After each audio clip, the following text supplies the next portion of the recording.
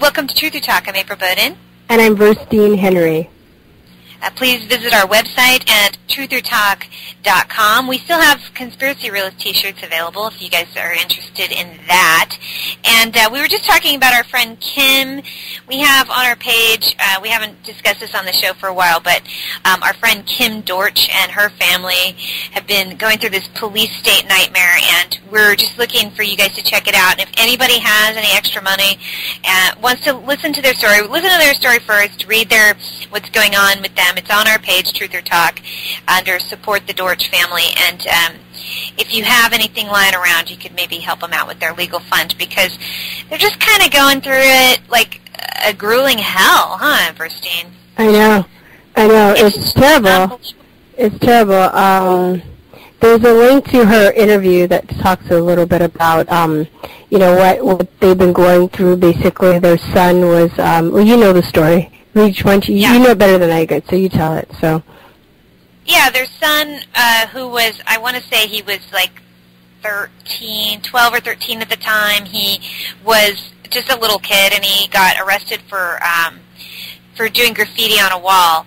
And so they put him in prison, juvenile detention center. But, I mean, it was really...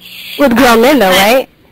With grown men, the punishment didn't fit the crime. I mean, he had, grown men taunting him, and it was basically caused, this innocent kid who had never done anything in his life, never been in any trouble in his life, and then all of a sudden he's thrown into this mess. So they didn't feel that the punishment fit the crime, and so they wanted to hold these guys accountable for overstepping their bounds, because the graffiti apparently, they went and cleaned it up themselves with these natural cleaners, so it wasn't even a big deal. It was just for whatever reason they wanted to make an example of this kid, is what it seems like to me. Yeah, and he tagged him like crayon. It was like crayon, right? It wasn't even like marker. Anyways, so you don't put a little boy in with grown men. That's just sick, Yeah, and especially for something so silly as that. When I was a kid, I was younger than that. My friend and I, we threw mud on this guy's garage, and what happened was he went and he told my parents, and then he my parents made us go back and clean it. And that was it. That was your punishment. You had to clean up your mess, and you got embarrassed and whatever. And so that would have been a suitable punishment for what he did. Instead, they tortured him. And then ever since his family has tried to dare to question how they treated their son, the police in this area have been harassing them. Yeah. Like no joke, like seriously harassing them. And it just keeps getting worse and worse and worse. You have to go in and listen to the story, because I don't want to get into all the details, but, essentially the father has been arrested. The police crew has come to their house and, started, looking through their things, looking on their computers, looking on everything, and it's very strange. It's very, over the top, and for what was actually going on, how far and how deep this thing has gotten. And this family is just a normal middle class family. They're not they're not doing anything but trying to live their lives. And it's very bizarre how this whole thing is going down. So we just encourage everybody to kind of look at into their story, and if they can. If they can manage it, if they, given their schedule and how everything's been going, so they've had such a hard time lately. We've been trying to get them on the show, but I know it's hard for them to get it together. So, but maybe in the future, and then we can have them elaborate a little more. Because I don't want to say more than I'm supposed to. But you can listen to her interview. Her interview is on. So that will give you you go to the website. You go to. Click on what says Support the Dortch Family, then it'll put you on a page, and then there's an interview that you can listen to talking about what, in more detail what we just explained. Exactly. Yeah, a little more detail. So, right, because I'd rather you hear it from them than from me, just because, I'm friends with Kim, so I don't know. Some things I might know that I'm not supposed to say publicly. I'm not sure. I want to make sure that I don't say anything I'm not supposed to. But please check it out, and if you can support their legal fund, we'd really, really be grateful to that. So anyway, so yeah, today we have a show. We're going to be talking to this guy who wrote to us. He sent us his book, and we liked the book, so we wanted to have him on to discuss it. So his name is Angelo Patrick Arteman. You can find his book, Of, For, and By the People, on Amazon.com, and we'll have him talk a little bit more about it. So what did you think, Virstyne? You liked his book, right? I really liked it. I found myself agreeing with a lot of what he said. There were some things like I didn't necessarily agree with, but I didn't hate, or maybe I understand, so I can't wait to get him on to get a little bit more clarification about certain things. But he certainly has done his fair share of research, and the government part for me was really a little bit of a hard read, only because I need to learn more about how governments work. I'm really, as you know, as I do, and you probably do too, you probably have a list 1,000 miles long of books and articles and things you need to read, and we're trying to get to that. But one of the things I am admittedly ignorant about is exactly how our government works. So it was really interesting to get his take on what he thinks a legitimate government should look like. And I agreed. I mean, I think he has some really good ideas, and I think, it's just good to see people, lay people and what they think. And we have people that on the show that have been doctors or scientists or lawyers or what have you. But I also am also interested to hear what people that don't have that type of rank like to say, because I think everyone matters. And even I'll look at YouTube videos of people, maybe they're not famous, but if they have something interesting to say, I'm curious, because I think that we all have ideas that we can provide, that would make society better. Right. And it was great that he actually wrote a whole book, so he put a lot of time and love into this project. And yeah. I'm glad that he sent it to us. So we found out that he sent us. He said he was listening to a show, and he was like, I have to send you this book. They have to read it. So I don't even think he was planning to be a guest, but we were just like, we have to have you on. We want to talk to you a little bit more about it. And I'm excited to talk to him and get his thoughts. Yeah, and if somebody takes the time, like you say, to write a book, and they do a good job, and it's well-researched and stuff like that, I mean, we certainly want to talk to them and try and give them the opportunity to put that out there to more people, and to, just bring attention to it, so that hopefully he can sell some books and some people can see, his interesting perspective. And so, yeah, so I agree. I think, I thought it was pretty well done, and I agreed with most of what he said, or quite a bit, and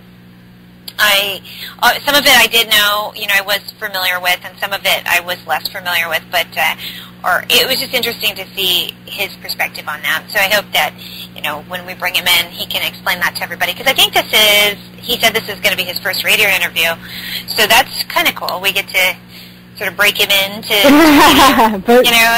but pop the cherry a little bit, yeah. Pop the cherry, yeah.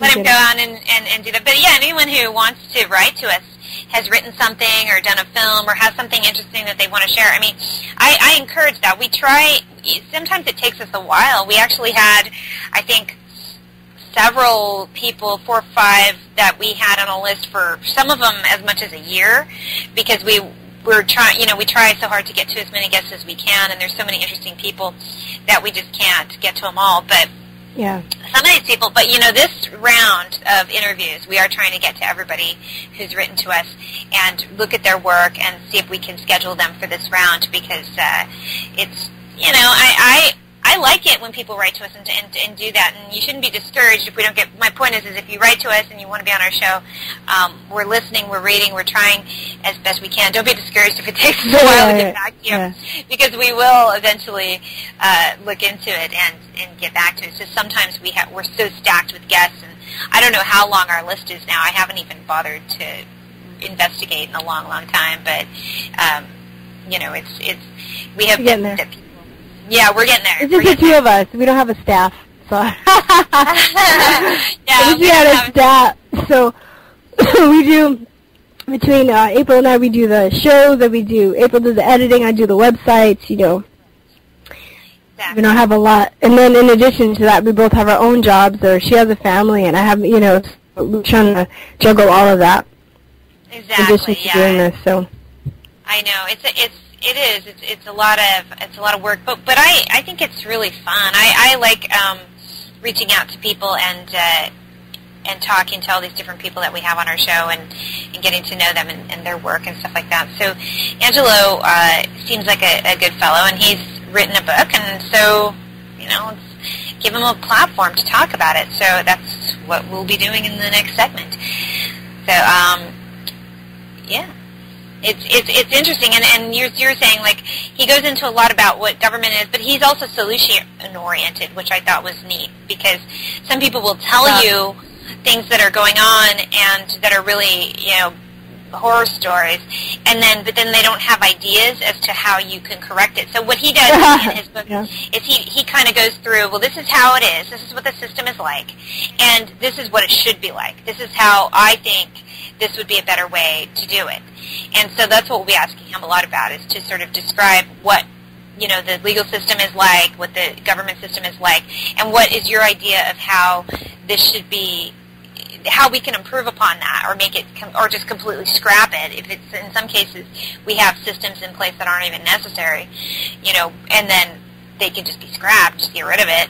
And in other places, you might want a system, but you don't necessarily, the one we have in place. Because I think it's pretty obvious to almost everybody, awake or not, that our legal system sucks, our government system sucks, our food, production system sucks.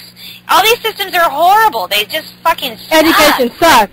It's obvious. It's not even a question anymore, because how do I know that the medical industry sucks? Because everybody is sick. Okay, it's like, that's how I know, because it's just so obvious. How do you know? The same thing with food production. How do you know that it sucks? Because everybody's sick. Look around. Everybody's obese or sick or something's wrong. People have, everybody has an ailment of some sort these days. It's like, you almost never come across just a healthy person, it's so rare. People are shocked when someone's actually healthy. It's like, wow, really? You have no problems? You're not allergic to anything? Not even an allergy, nothing. Yeah, you're just good, you know what I mean? Are you human? Are you, like, it is. I know, my midwife, because I'm pregnant at the moment, and she's testing me for all these things, and she's tripping on me. She's going, I can't believe that you have no deficiencies. You're not like, nothing's coming up. She goes, everybody has something, but you're just like, every time, she tests me for something, it's like nothing. And so she just finds it funny, but, I'm not saying I'm a cyborg or anything. I'm just eating healthy. I was thinking that, but. Because there are some moments where she might say, "Oh, you're not drinking enough water," or "Oh, you're not eating enough." I've gotten a few of those, because she does these every month when she comes in. She does these pH analyses, and you can get these at home. They're really, really cheap, and there's this strip that you pee on, and it can kind of break down. Some of them just tell you if your pH is off, and then others are a little more detailed. They can tell you if you're eating enough, your ketones, and that's what that is, or, is your protein too high, or this and that. And so every now and again, she'll get that, and she'll be like, oh, it says you're not drinking enough water, oh, it says that you're not, your ketones are off. So I'm not trying to say I'm a cyborg, but that I'm perfect and I'm flawless and I do everything correctly. But it's just funny how she's so used to everybody having something wrong with them, that it's like the fact that that I don't have anything wrong with me. She's kind of like, wow, that's weird. When it should be the other way around, Exactly. Yeah, it should be rare when somebody's got a sickness of some kind. But it's obvious that our systems are. Thanks for letting me brag about that a little bit. I'm pretty proud of myself. No problem. I'm trying to get where you are. So. Well, no, I have my share of problems. I'm not going to say that I don't. I do get tired. I do have fatigue issues. That's why I was trying to say, like, I'm not perfect. Every now and again, she will find something in my urine that's not desirable. But anyway, but the point is that something that's not desirable. It sounded weird, but just that I'm not drinking enough water, and I don't drink enough water because when you're pregnant, it makes you have to pee all the time anyway. So sometimes I don't, because it just is a nuisance to have to get up all the time and go to the bathroom. But anyway, that's more information. That's probably TMI. No, it's not. It's not. But it's interesting. I was thinking about stuff like that. Yeah. I would like to at least get rid of my asthma and get rid of allergies and. You know, those big I have developed some allergies over the year. You know, a lot of people that I've talked to in recent years have correlated allergies to chemtrails and asthma in particular. I have a friend who, you know, and she's not a truther. She's awake in a lot of ways, but she's not, you know, she just doesn't want to go down the full rabbit hole just because she's smart and all that. She just, you know, she just doesn't want to. But anyway, she said that she sees the chemtrails, and then for the first time in years, you know, she's in her early 30s now, but for the first time since she's a kid, she gets like asthma attacks. Oh wow! And she, you know, where does she live? Pretty healthy. In Los Angeles. Oh. In the Valley. Yeah. Yeah. So I mean, and it's, you know, and she's pretty healthy. I mean, she has a pretty healthy lifestyle as far as what she eats and drinks and all that.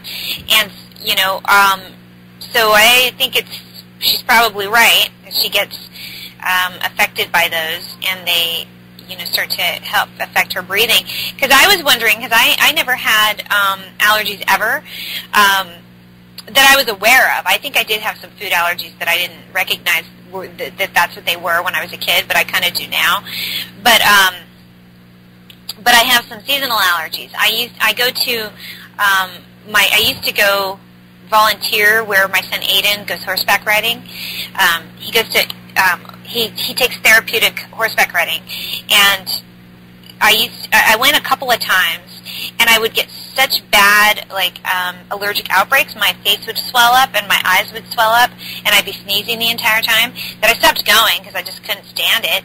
And I still take him to his lesson there, but even when I'm there just for his lesson for 30, 45 minutes, I start getting, like, a little bit irritated sometimes. And so I don't know if it's the horses or the hay or if it's something in the environment, but I mentioned that to someone that I know, and she said, check the air quality on the days that you sneeze, you know, because she also said that she thought that chemtrails and allergies and are very closely connected.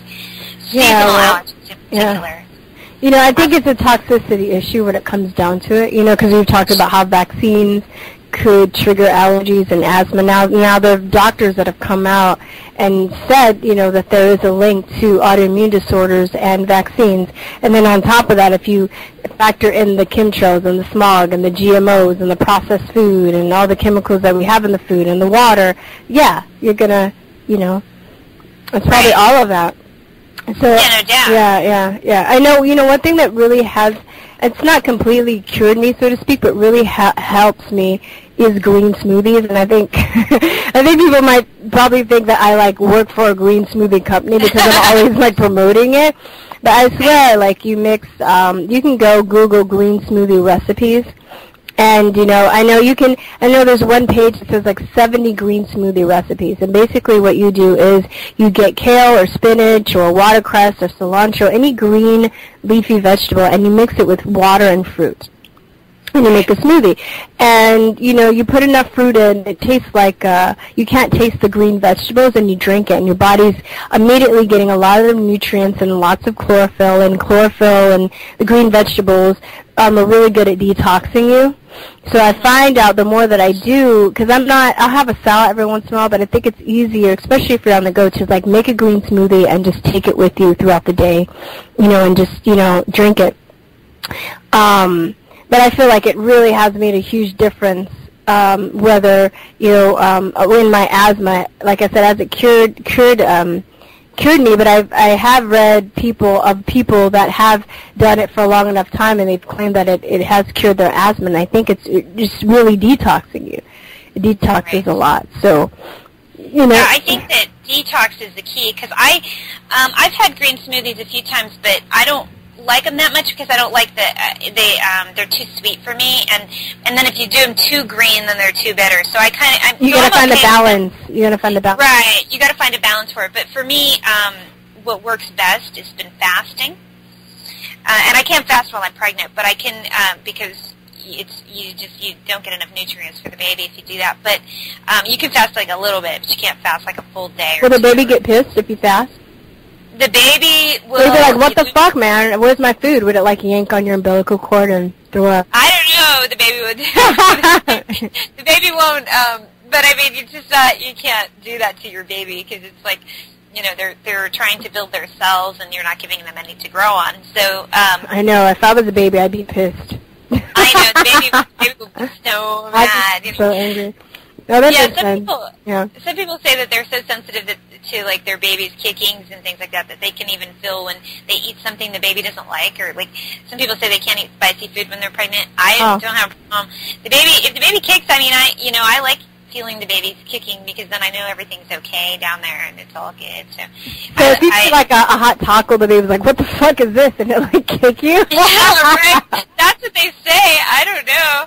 I've not experienced that necessarily, but I mean, you know, some people say that, but yeah, the baby would not like me to fast. So, and plus, you're hungry. Shit. Now, what happens is your body just will tell you like you can't do this because if I don't eat for too long for any length of I don't eat all day, and I just start to get really really hungry and start to feel faint. So that's my body telling me that the baby's mad. Yeah, the baby's really pissed. You're still changing me, lady. Where's my food? Yeah, exactly. Where's my friggin' food? Come on, give me that hot taco. I'll take it. So I can't do that when I'm pregnant. But when I'm not pregnant, I and I'll probably do this after the baby's born. Is you go a couple days without eating. I mean, it's everyone's so scared, like, oh, I'm gonna wither away. No, you're not gonna wither away. It helped me lose weight, and when I needed to, and it helped me. And I felt so much energy. I felt so energized after I like fasted for a couple days. And I wouldn't fast without any food. Sometimes I'd eat a few greens, or I'd have like I drink probiotic drinks like kombucha and things like that, rich in beneficial bacteria, and just fermented vegetables, things like sauerkraut, stuff like that. So just giving the like dirty little bugs in your body nothing to eat, while replacing them with beneficial bugs and beneficial bacteria. And then you piss the bugs off, and like, what the fuck, lady?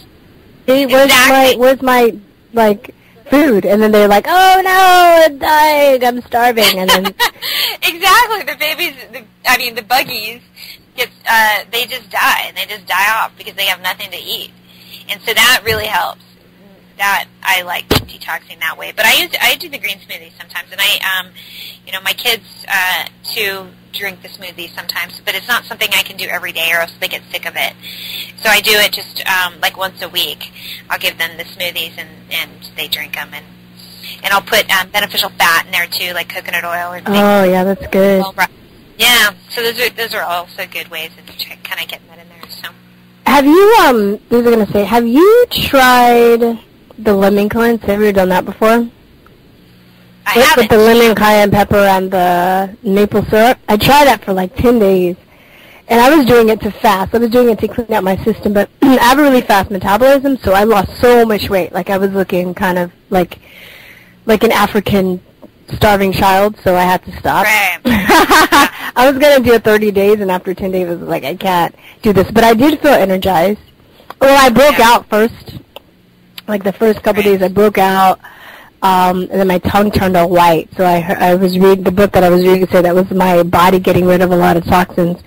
And then I felt really energized, but I was losing too much weight. And then it's like, if you do that to lose weight, you eat a potato chip and you like gain it back. So you have to really watch what you eat after the cleanse. It's good to cleanse out your body, I guess, but then you're going to have to change your eating after you get back on. So you can't like do the cleanse and then eat hamburgers and French fries every day again.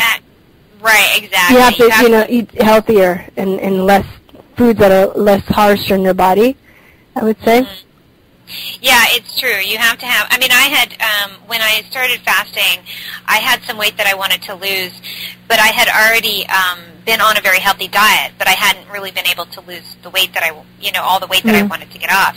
So it sort of helped jumpstart that, but you're right. Like, as soon as you then go back to eating, it's like your body's just going to want to absorb that, so you have to do it repeatedly for a while. And I don't mean repeatedly like for days on end, but I mean like, you have to go like a couple times a month. You want to make sure you go and keep doing it, and then eventually your body sort of gets used to your new eating, and you don't eat as much. You end up eating less too. Your body's like, oh, all right. But I mean, but that's for people who want to lose weight, though. You know, I mean, because there's many reasons that you would want to fast. It's one of the best ways to get rid of fluoride, actually, because there's very few detox systems or herbs or things that you can take that eliminate fluoride. Fluoride's one of the hardest things to get rid of, but fasting works to do that. And so I think it just, you know, find what works for you, like you're saying, because you're naturally very thin, and you have, so when you fast, you get too skinny. So you don't want to do that, because, you know, you want to be in a healthy. But I'm the opposite. Like, I'm, you know, naturally someone who can get heavy if I don't watch myself. So I have to. So fasting actually works for me, because it helps me lose weight too if I need to.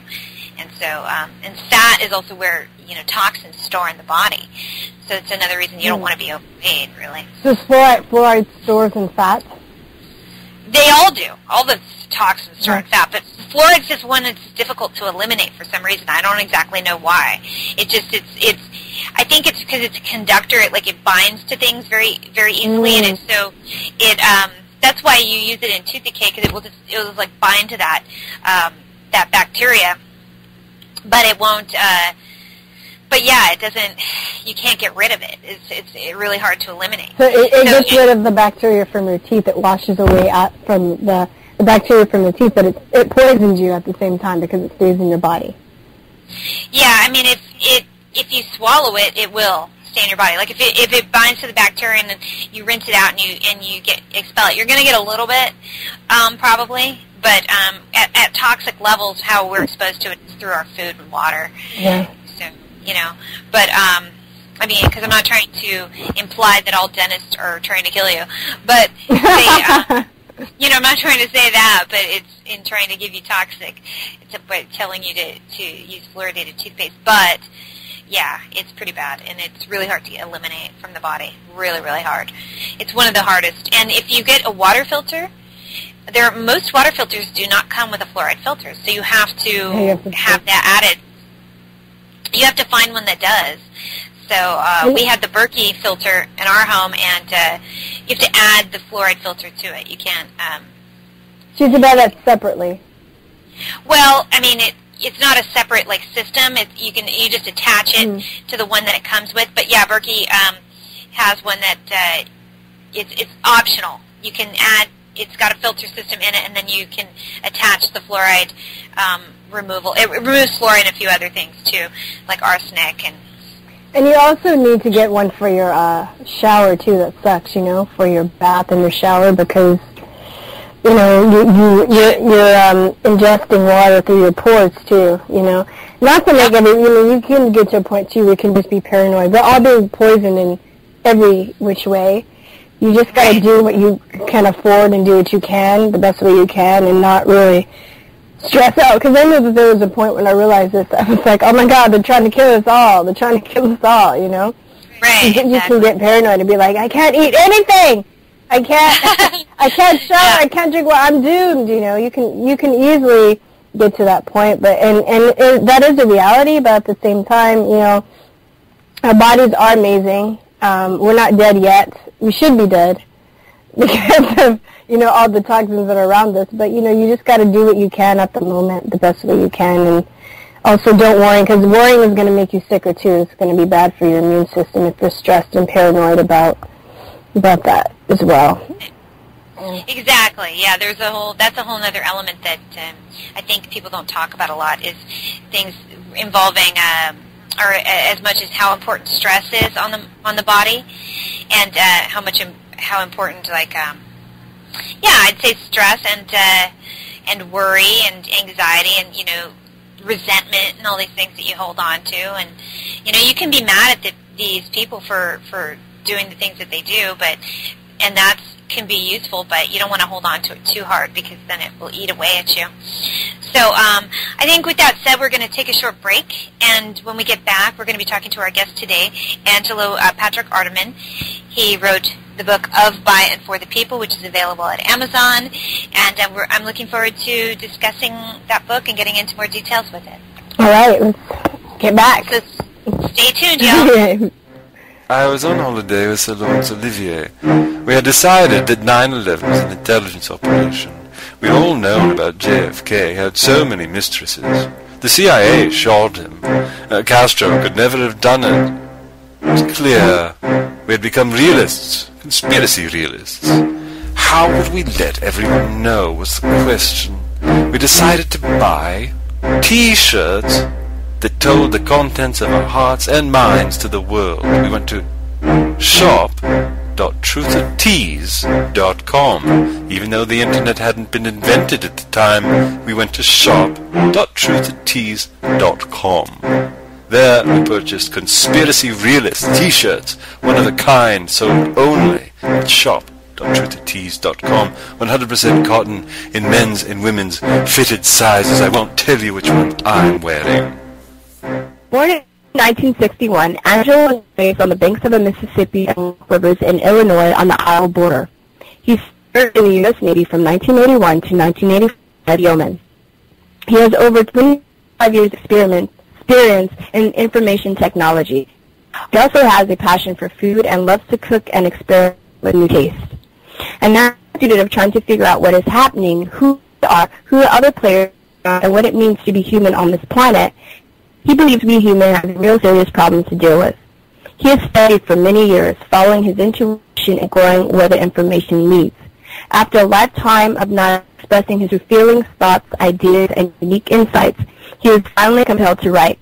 His recently published book, Of, For, and By the People, is an attempt to contribute a perspective which is might or might not share and offer real political, social, economic structures which would define what a real legitimate government might look like. The new book, Of, By, and For the People, is available on Amazon.com. It outlines high-level blueprints for an emerging society which has protections from concentrations of power in any one person or role. Please welcome to the show Angelo Patrick Artman. Hello, how are you? Hi, Virstyne. Hi. Hi, April. Hey. Hi, thanks for being on the show today. We're glad to have you.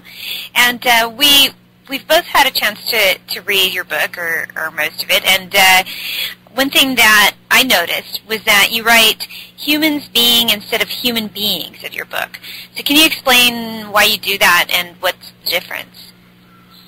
It's the difference between a noun and verb. We're actually in a state of being. It's about your state of consciousness at any moment versus being a thing. You know, it's a shift in perspective when you see everything is moving energy and everybody is energy, and it's their state. It's a verb. It's not a noun. So you're saying that most people use human beings as a noun, so you're talking about it as a verb, your perspective. Is that where? It's humans in a state of being versus, humans beings. Kind of think of that as just a body. You know. Right. Interesting. So we've talked, on our show before about the negative effects of EMFs, and would you mind elaborating more on the electromagnetic matrix and what it is? Okay, first I want to say I'm not an expert in EMF detection, but I have talked to experts, and basically there's so many ways of being bombarded. David has an excellent series on the moon matrix where he talks about how frequency is actually being broadcast to Earth to keep people trained in a certain mindset. And but let's watching TV, one pixel has to pulsate to subliminally program your subconscious mind, because what happens is all the attempts at trying to electronically program people fry the brain cells. Can't handle it. So they figured out a way, Dr. Lilly did, called the Lilly wave, to not constantly stimulate areas so it doesn't fry, and it's a way to kind of break through our defenses to then have a signal on that carrier wave to program your subconscious. And what you see when you look, your brain puts together its view of the world is literally edited. So there could be a being standing right next to you that is literally edited out electronically in your brain. And it's also based partially on what people are capable of seeing in terms of their beliefs. But then you got, like, Wi-Fi tends to cause miscarriages after 6 weeks in women all over the place. Before it was all over the place. And you got cell phones. After 10 years, you got a 50% chance of cancer. It's microwave radiation. And it goes up from there. And then you got the electronics, like in your lighting system, all the fluorescents are vibrating, and you can also run signals from that. Any radio, you got all the radio towers. And then, like I was looking at this broadcast tower the other day, and there were like 40 antennas on this thing. Most of them microwave antennas. There was one tower, a few blocks from where I live. When you think about all this stuff that we're being zapped with, but the problem is we really are electromagnetic beings ourselves, and that's a big deal. We can actually be programmed.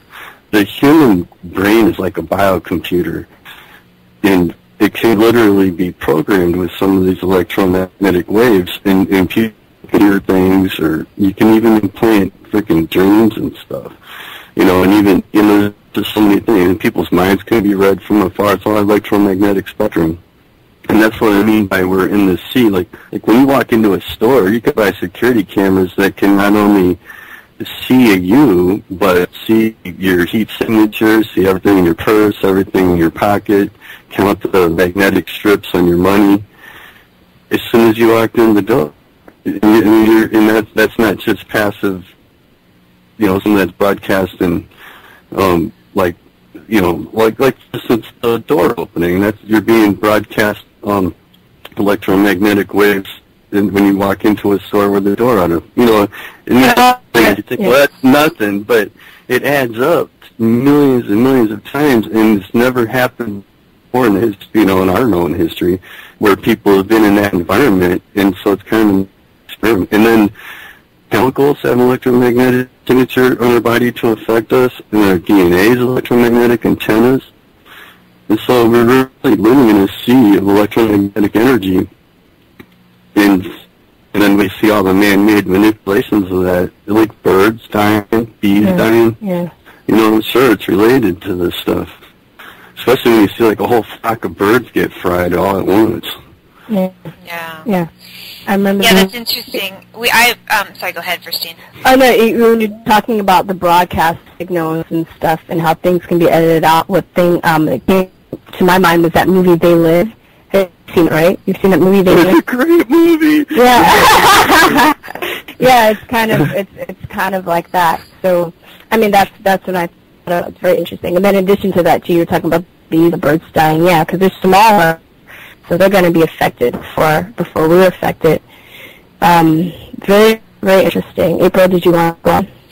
Yeah, I was reading this book called The Last Child in the Woods, and it's by Richard Louv, and I'd love to have him on the show because what he talks about is all this sort of synthetic nature, like how actual nature is being replaced with like faux genetically engineered nature. Like they can even change the colors of butterflies, to make a landscape more pretty if they're trying to create, trying to create a fake image of nature in the mall or something like that.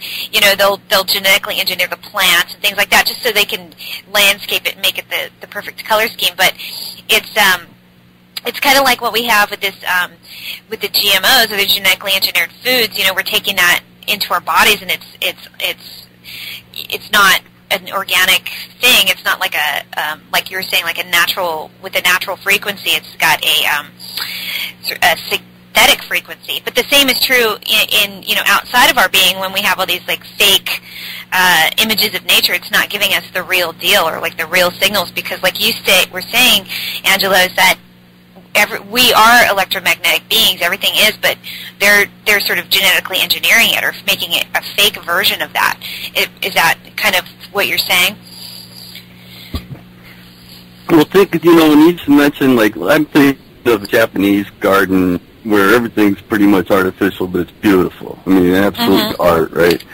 And I could see that same development for genetic enhancement or manipulation of things like butterflies for art. Okay, what is the difference is if you own that and all the descendants and everything that ever did with that versus if it was public domain, right?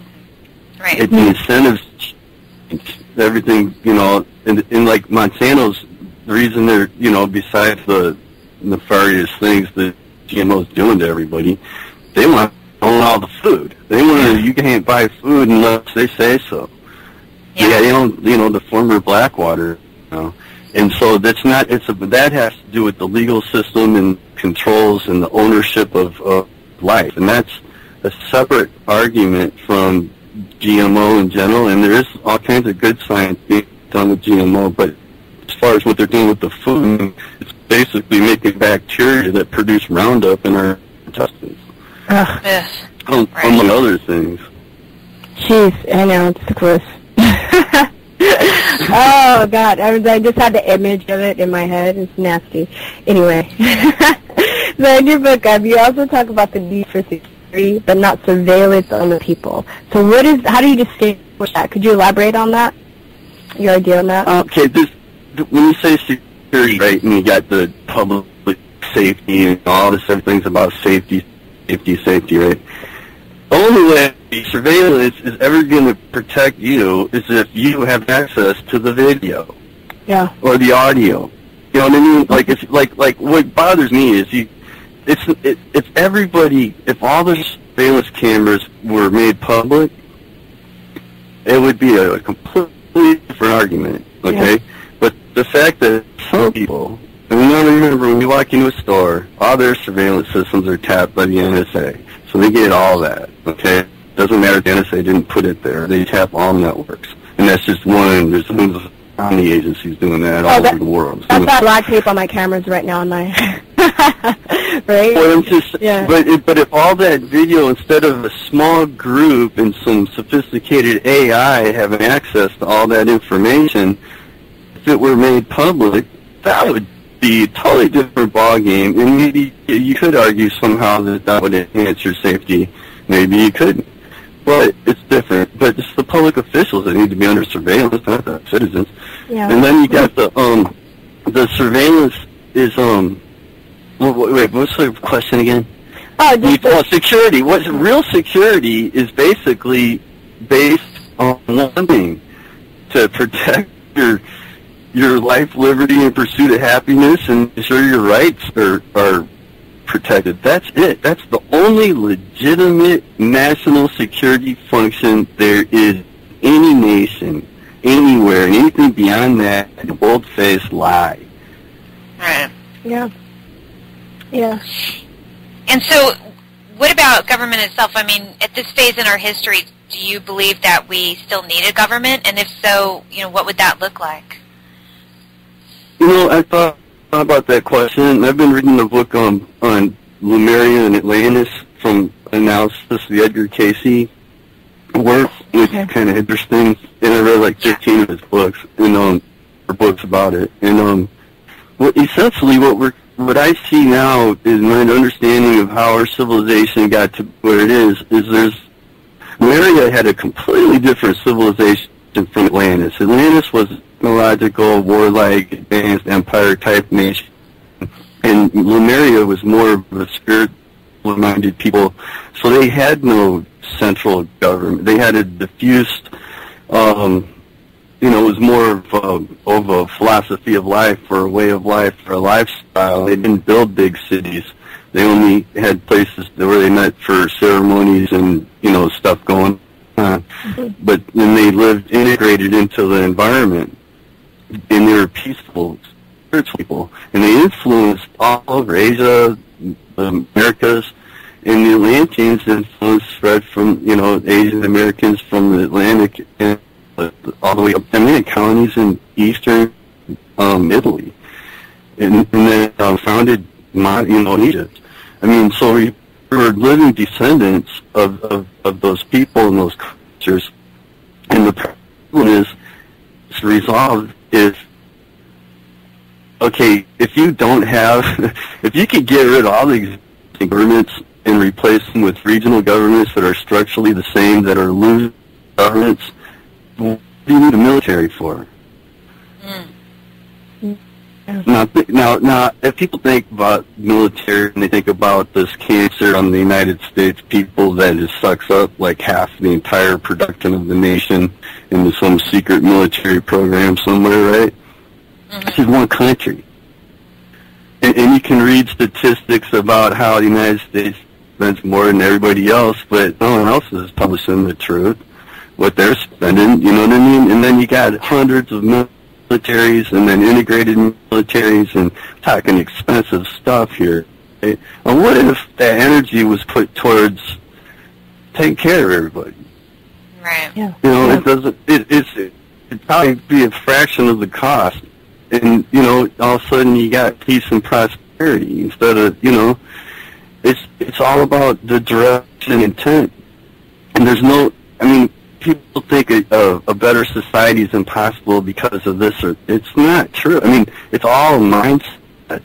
If you can combine the technological development and some positive aspects that we come down to us through the Atlantean culture, and combine that with the philosophical and mental development mindset of the Lemurian culture in a global way where there's, you know, you don't have regional conflict, then that's something. You know, I think that the synthesis as a result of what we've evolved from could be something really good. Yeah. Yeah.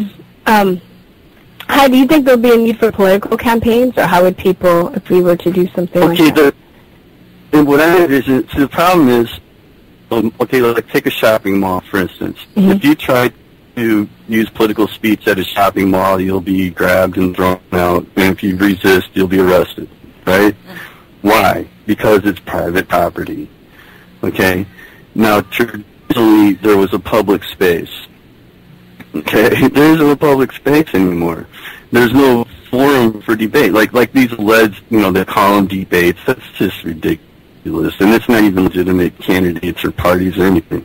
Yeah. If you actually had a public forum for debate, right, like events that were, you know, sponsored by the government, all the candidates involved, because remember, you don't have to win the election to influence the discussion of the issues, right?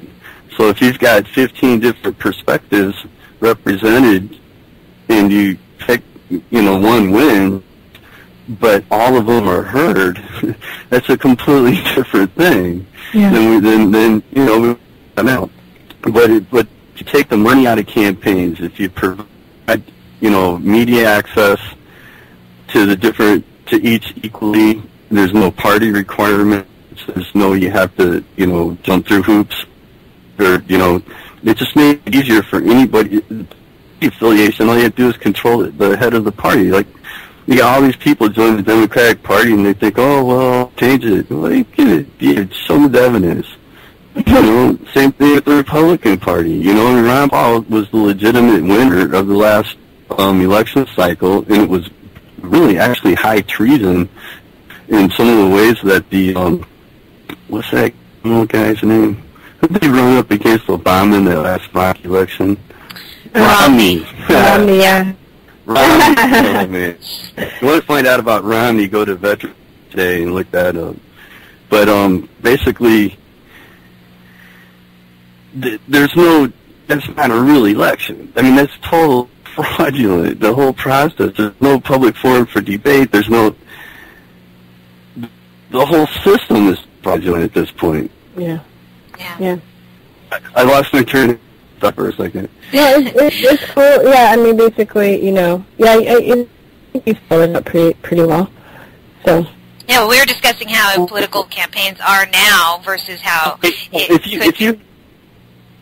you had individuals, I mean, like if you still have people, I mean, you just take the money out of it. That's the point I'm trying to make. If you eliminate the money, you have a completely different system. The motivations are different. You know what I mean? Yeah.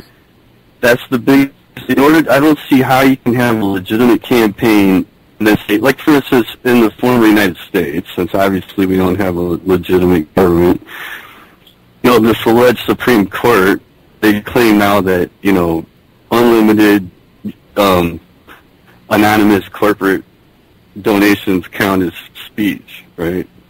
And who owns these corporations, right? We already know, like, the octopus of 140 major companies that control, what is 75% of global commerce, it comes down to like 13 families. Just a small group of people controlling all the shots. Yeah. And how they can control the elections in the United States anonymously. Like for instance, the Senate. The Senate used to represent the states, right? It was a non-political thing. The states would appoint 2 statesmen to represent the state government in the Senate, right?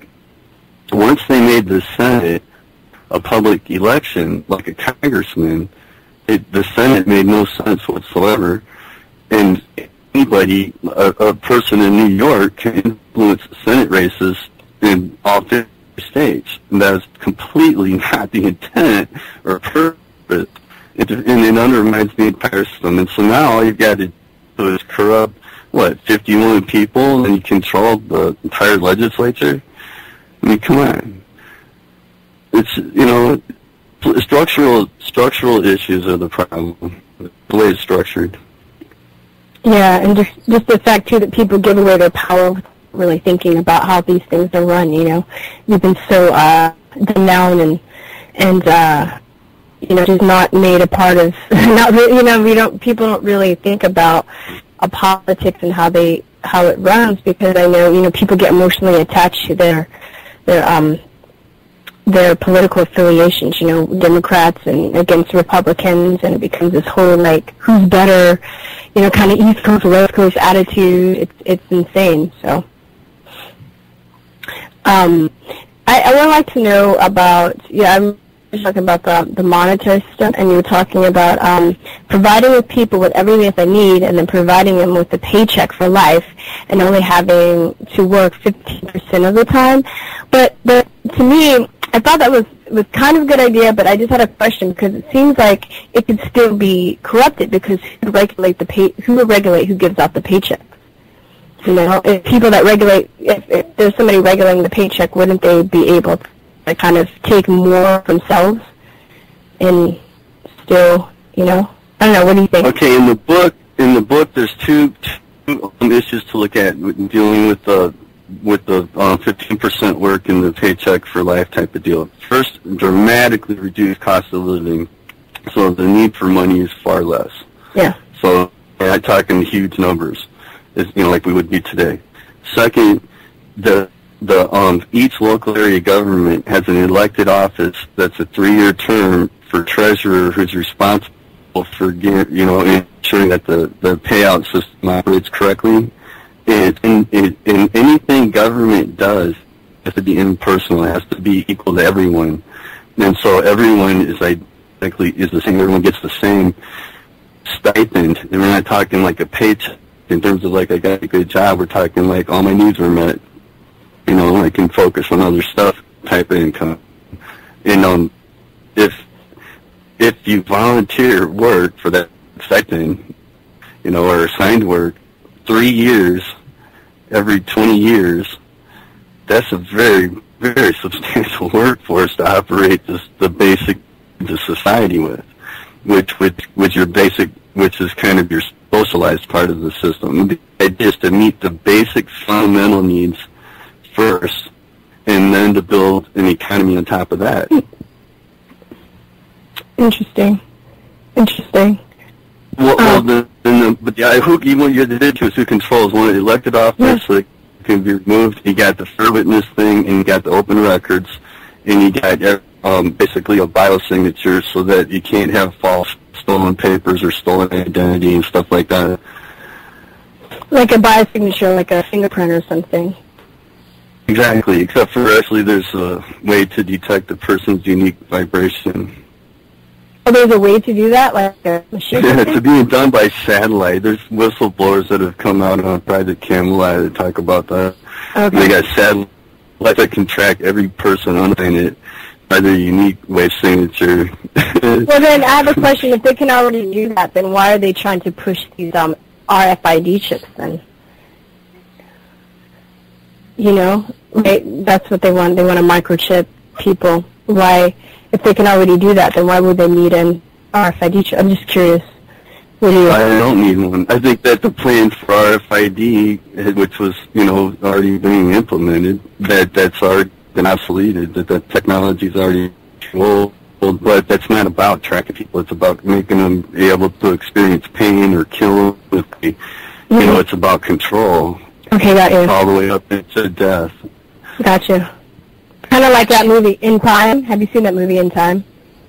No, I haven't. Yeah, they basically program you, and I think after the age of 25, you have this clock that starts ticking, and if you don't work a certain amount of hours, you get paid basically in time. So if you run out of time, you die, and it's basically it's a way of killing people and causing them pain. You have to see the movie. I'll send you a link to the trailer if you're interested later. But I think in movies. So when you say things, I get movies in my head. So sorry, that's how I relate to things. You go on, April. I kind of remember that coming out. Send me the link on that too, because I haven't seen that yet. That sounds cool, or it sounds interesting. Yeah.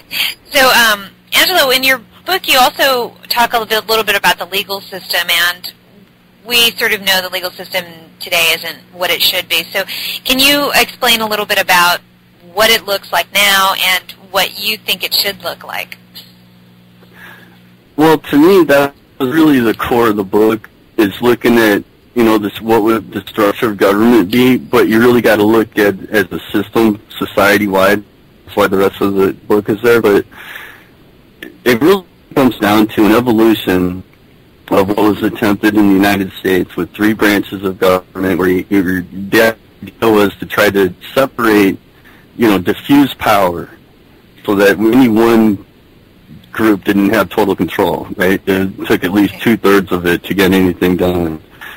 And so, and it was definitely an interesting improvement. Obviously, it didn't work, didn't continue. But the problem is, the book deals with basically 2 problems. One, further distribution of power and more accountability. And 2, adding a 4th branch of government called the Fair Witness Branch of trained, objective observers that keep the public records, record the meetings, and it's in any governmental meetings and stuff like that, and make everything they do public to everybody.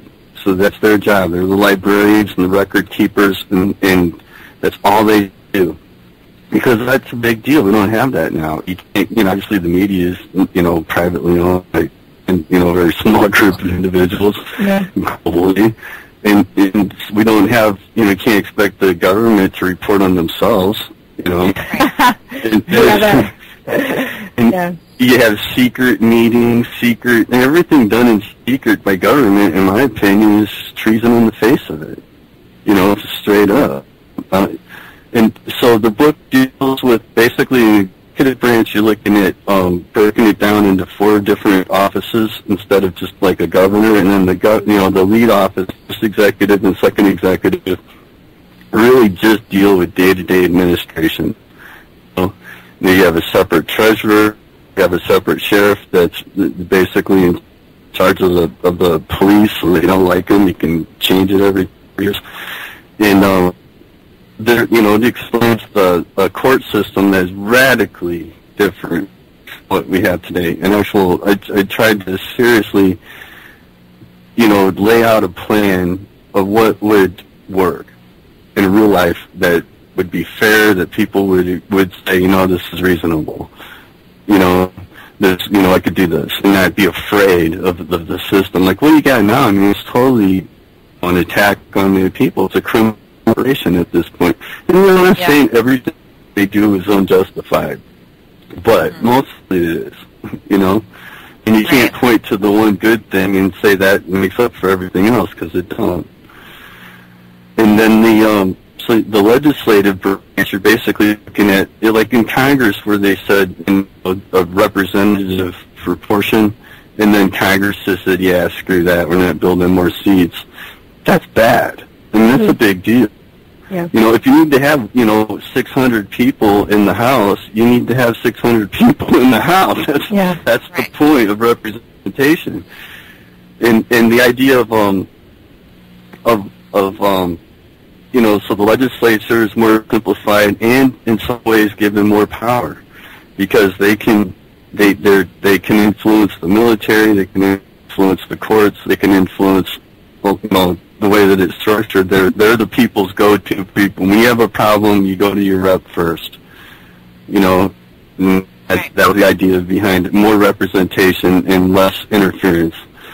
And then one of the problems is, you got to have a central government, right, in order to maintain stability and resolve conflicts between the different regional governments.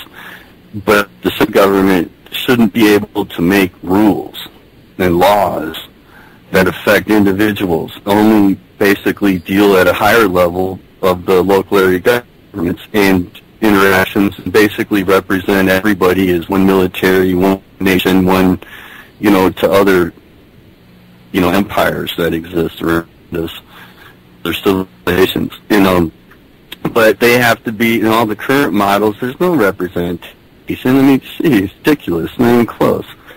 And so you have a direct representative body of the people and a representative body of the local area governments in a bicameral type legislature.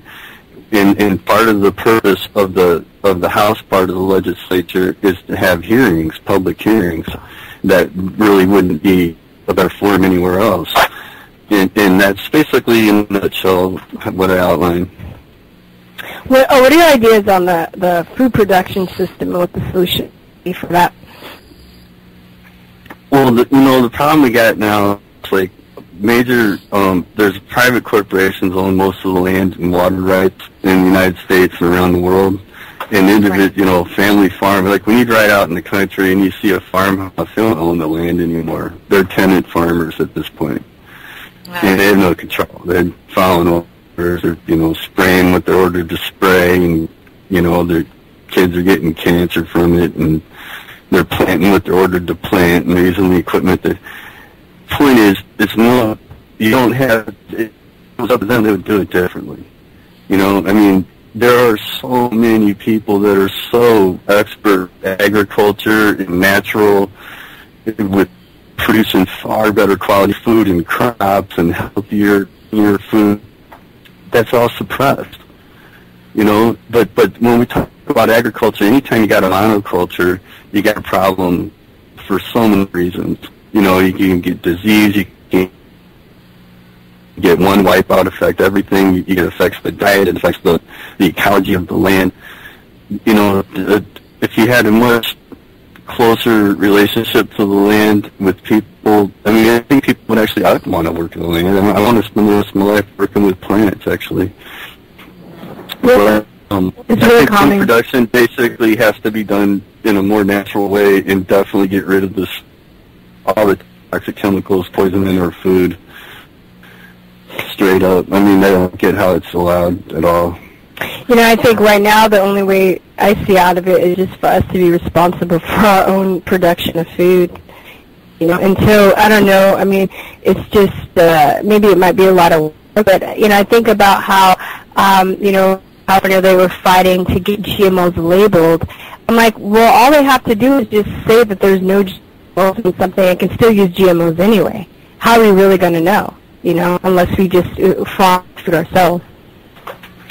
Well, when you say how you going to know, that's a good point. Like right now, if you wanted to know, if you wanted to get something genetically tested, you got to find a lab, and you're going to have to foot the bill, right? Yeah. But that is an absolute vital need to know for every man, woman, and child in society. That's government function. There's an office in the government that I outlined that its entire job is to protect the environment, and that includes working environment. That's all they do, proactively. That's their job, to go out, find the problem, and get it fixed. And it shouldn't be something where you and me go to the store and we're being lied to, or this stuff's been slipped in, no one knows yet. That shouldn't happen. That's really bad. And then in the legitimate government, where the object of the government is to protect the people, then you don't have that problem, because you accounted for that. You have an office, but that's what they do. Maybe we can order a little kit at our houses that would we can test the food. Right, so they're making it an affordable kit. You can test it yourself. Yeah. And then one of the things, too, is that, even organic farmers, like Angela was saying, how even the small farmers, they're doing what they're told. But even if they're trying to do it organically and they're going through the USDA, they can have a certain amount of kind of like because you can't control the wind from blowing seeds into your garden and things like that. So some of that can happen. And that's how a lot of those guys get shut down, because then Monsanto finds the seeds and say, oh, well, you have our patented seeds. Well, they didn't mean to take them. They just come over because that's what seeds do. I mean, I have a garden, and sometimes the neighbors' stuff comes into my garden, because I have a community garden, so there's a lot of us around. And so this one guy has this tons of overgrowth, and I just see some of his stuff, like, pop up in my garden, and I'm like, well, it's just because the wind just blows it over, And, but they allow for a certain amount of that in the USDA guidelines. And so, so that's a whole other thing. So like you're saying, Virstyne, it's kind of the best way is to just do it yourself. And then, and then if we had like our own personal little test kits that didn't make it so expensive, we had to give it turns green. It's like, you get a little dropper and solution or something that turns green. Yeah, it'd be and like it'd be like a home pregnancy test, Exactly, but like a GMO. Yeah, exactly. GMO test. Or can you like beep, beep, beep, like, Yeah. Hey guys, Go ahead. I saw a video on YouTube by Dr. Patrick Flanagan where he said that he had a way to convert GMO to non-GMO seeds, and that he could solve that whole problem, but if he released the technology, he didn't think he'd, see another day type of deal. Well, you know what, too, what these scientists need to realize, too, they need to figure out a way. If they have an idea, they need to get the plans out in different forms. Because April and I, we had or different ways to different people. So if they're murdered off, then if they send it to 10 other people, and those 10 other people send it to 10 other people in different parts of the world, there's no way that they can suppress the technology. And we had this guy on a couple shows ago that was talking about he's a part of trying to help getting these free energy devices out. And what they're doing, they put the plans online. They send the plans out to different places.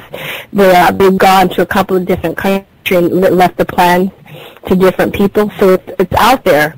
So it can't be, if one person tries to take credit for it, then most likely they're going to be axed off, or their the character's going to get assassinated. So I don't know, just a thought, but that's a good idea. But that's what needs to happen with all of this stuff, because now we know that there are people that have interest in keeping this suppressed. But if a lot of people have this information, there's no way they can keep it suppressed. Right. So. Well, the other, it does cost. If you have, it's a systemic problem. First of all, you got everybody thinking, "Oh, I'm going to be rich. I'm going to do this." No, you're going to be killed. Second, why it costs money to manufacture engines and motors and infrastructure, and so having the plan sometimes isn't always enough. Now, I understand with free energy, there's so many ways to do it. There are simple ways. I'm working on some ways, but the idea is that whole, if all the research was public and there was no other than some kind of award for being first or something, there would be no duplicity. I mean, research would advance so fast when different people around the world working on projects could essentially collaborate with other teams around the world. The work would advance rather than working in isolation and competition with each other. You're talking about ego. Yeah, ego. I was about to say, it's an ego thing, yeah. Yeah. That's something we talk you a lot have to about. reward it. There's nothing wrong with a little bit of ego, because you have to recognize these people that have done this great work. But in truth, with the current system, I don't believe very many inventors see much money from their patented inventions. It all goes to the owner of the company they worked for, or whatever, you know what I mean? And so by having a system that you won some award or some prize or some, something of value for this, you guaranteed something in a recognition, and that's it. It's nothing wrong with that. I don't think there's wrong with that. But you don't have to. You're not going to become like a billionaire because you invented something that everybody can use. Right. You know what I mean? That part of it would disappear. But I think it'd be better than we got now. You're right about that, because we just saw the Jobs movie, and last week or so, we were talking about it and how we worship Steve Jobs, and I don't worship him. The society, a lot of people, they look up to Steve Jobs as the inventor of this technology, and you really found out it was somebody else that invented it. But he was the person that created the company, and basically he got all the accolades. And the person, the guy that actually invented the technology, got pushed aside. So I was just going back to what you were talking about, how, a lot of the people that originally invent things don't get the money anyway. It's like the corporation or the company that owns it, and how often does, after watching that movie Open On, we're talking about how often does this happen, where, where people get pushed aside for something that they started, because there's somebody that has more vision or ego or whatever than they do. Or business savvy. They're just better at talking and selling the product, because that's what it was coming down to in the situation of this computer technology, was that Steve Jobs was just good at selling the product. He got people interested in it. But he really didn't know how to create it himself.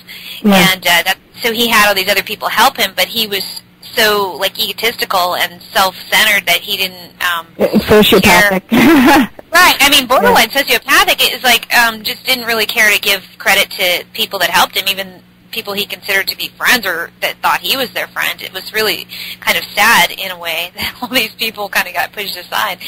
But speaking of technology, we've done a few shows talking about pros and cons of technology, because obviously it's a complicated issue, and you get into this a little bit in your book. We've talked about it a little bit already, but can you just give us a little more, elaborate on what you think are the pros and cons, good and bad, of technology right now? Well, okay, the way technology is developed in secret is a crime, in my opinion. Okay, the issue with technology is if the people haven't reached a certain level or standard of behavior, it's dangerous. And people, we got to be suppressed because some crazy maniac's going to get it. Well, the truth is, it's the crazy maniac that gets it first.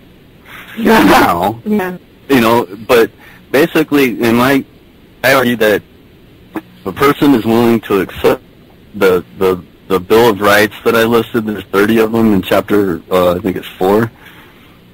Basically, that's qualification enough to handle this technology. You know what I mean? If you can respect the rights of others and not violate their rights, you're good. You know what I mean? And if some of the argument for suppressing technology is regional warfare, we could deal with that problem. Some of the biggest argument is control of the population, control of the people, and control of energy. I mean, and everybody knows we're living in a giant generator. The sun isn't lit through fusion, and it's lit through electric arcing. It's an electromagnetic universe, and the energy is so pervasive. There's so many ways to tap the energy, so many technologies. But now, listen to the United States, and you'll see you put a windmill up, right? Oh, we got to be tied into the grid. Why? Yeah. Because of the radio wave.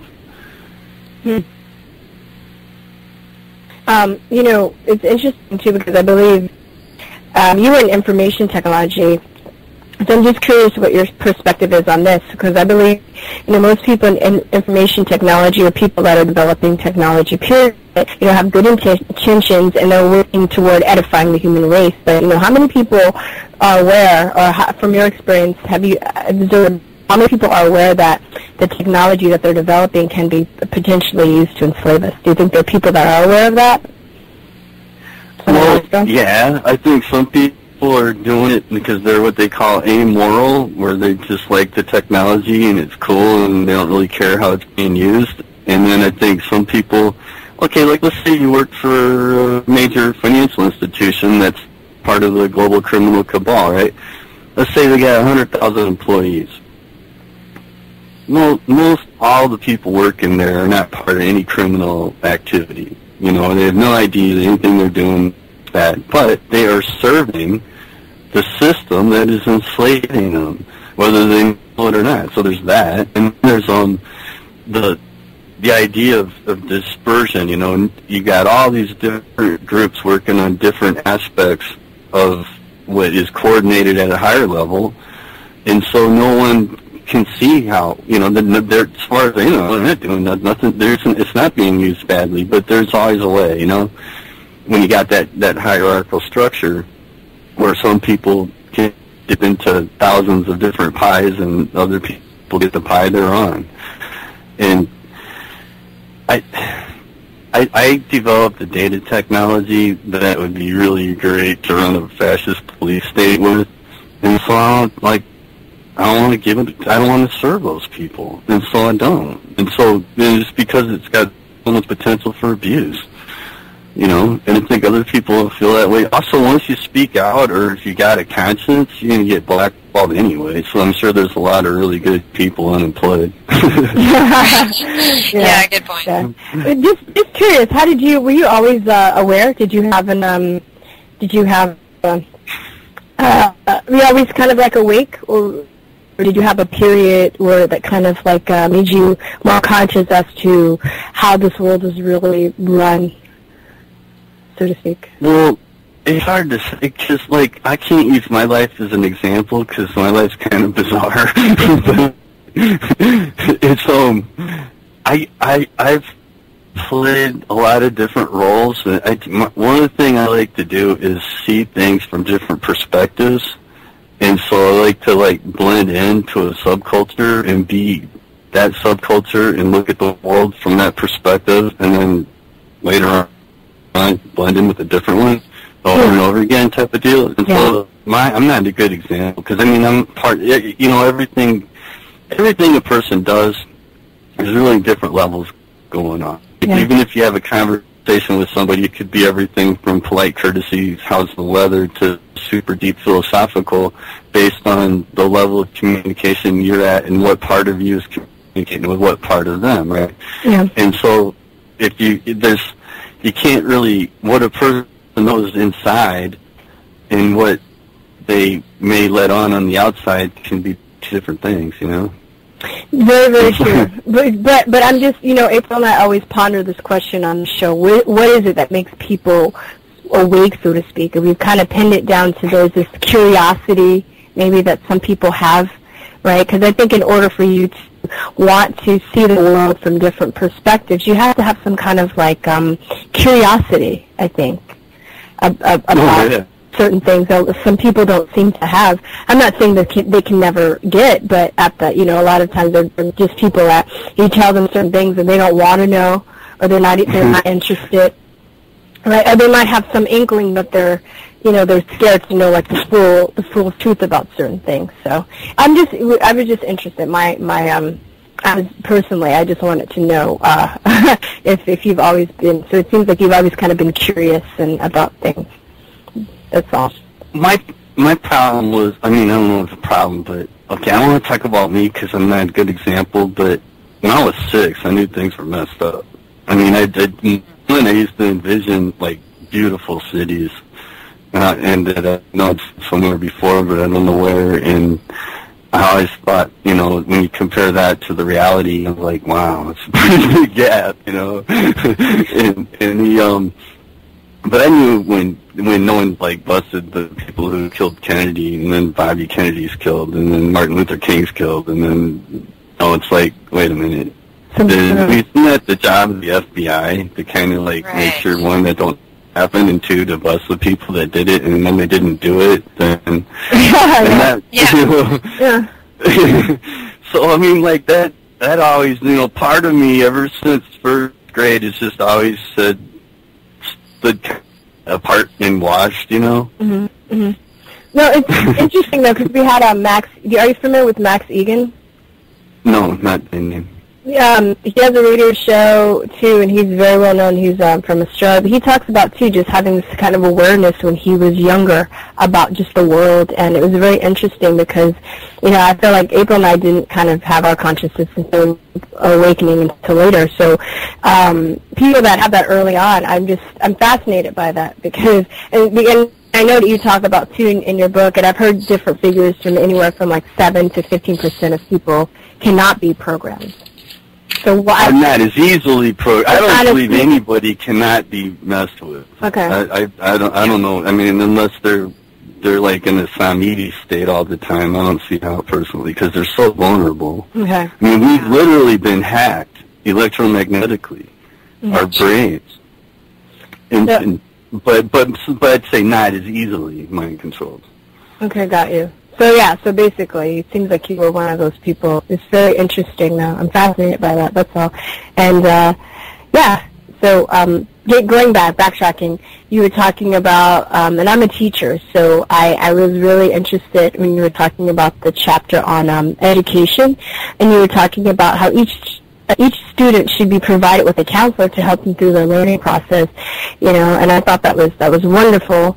And I was also thinking about when they reach a certain age or point, what do you think about them also becoming counselors themselves? Because I think it's beneficial to get counseled by somebody, but you also learn by counseling other people, Well, I have experienced systems where, like the older students help the younger students, or, you get the same thing in organizations where people that have been there longer, you get assigned to somebody and they'll, coach you along for a while. Yeah. But I think that when a student, like say 3 or 4 years older, helps a younger student, that's a whole learning experience in and of itself, and then the realization for them of this is an experience where I have a counselor and I've been counseled and now I'm counseling, it kind of completes a circle and gives them a lot of self-confidence and it becomes part of what's going on. You know how it is?